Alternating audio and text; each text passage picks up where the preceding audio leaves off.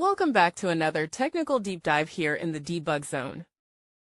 Today we're tackling a big question and breaking it down with insights from other users.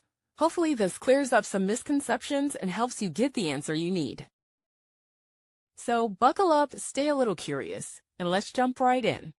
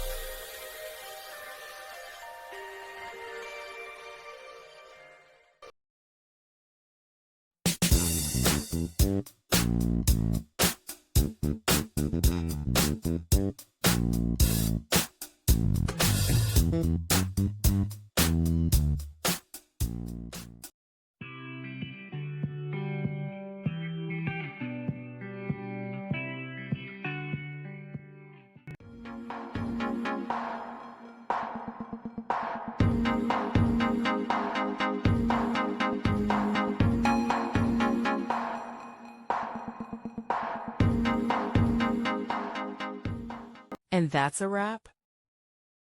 I hope you found the answer you were looking for. If you did, take a second to hit that subscribe button. It really helps out. And let me know in the comments which solution worked best for you. See you next time in the debug zone.